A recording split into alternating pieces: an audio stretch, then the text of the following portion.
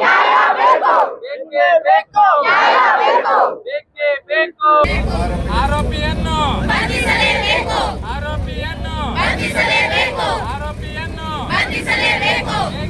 ಭದ್ರತೆ ಬೇಕು ಸರ್ಕಾರಿ ನೌಕರರಿಗೆ ಭದ್ರತೆ ಬೇಕು ಸರ್ಕಾರಿ ನೌಕರರಿಗೆ ಭದ್ರತೆ ಬೇಕು ಸರ್ಕಾರಿ ನೌಕರರಿಗೆ ಭದ್ರತೆ ಬೇಕು ಬೇಕೇ ಬೇಕು ನ್ಯಾಯ ಬೇಕು ಸರ್ಕಾರಿ ನೌಕರರಿಗೆ ನ್ಯಾಯ ಬೇಕು ಸರ್ಕಾರಿ ನೌಕರರಿಗೆ ನ್ಯಾಯ ಬೇಕು.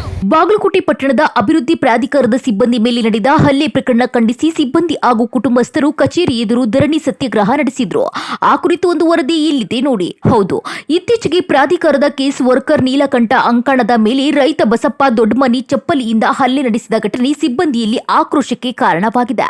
ಘಟನೆ ಖಂಡಿಸಿ ಸಿಬ್ಬಂದಿ ಕಪ್ಪು ಬಟ್ಟೆ ಧರಿಸಿ ಪ್ರತಿಭಟನೆ ನಡೆಸಿದ್ರು. ಇನ್ನು ಪ್ರತಿಭಟನೆ ವೇಳೆ ಹಲ್ಲೆಗೊಳಗಾದ ಸಿಬ್ಬಂದಿಯ ಪುತ್ರ ಪಲ್ಲವಿ ಅಂಕದ್ ಭಾವುಕ ಮನವಿ ಎಲ್ಲರ ಗಮನ ಸೆಳೆಯಿತು.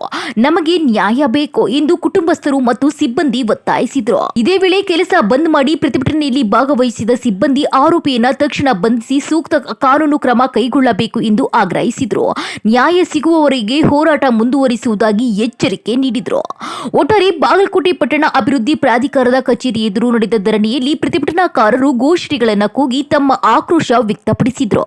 ಎಲ್ಲರೂ ಈಗ ಸರ್ಕಾರಿ ವರ್ಕರ್ಸ್ ಎಲ್ಲರೂ ಬಂದಾರೆ, ಎಲ್ಲರೂ ನಮ್ಮ ಸಪೋರ್ಟಿಗೆ ಅದಾರೆ. ಈಗ ಎಲ್ಲರ ಕಡೆಯಿಂದ್ರೂ ನಮಗ ನ್ಯಾಯ ಬೇಕಿದೆ. ಅದು ಎದಕ್ಕಾದ್ರು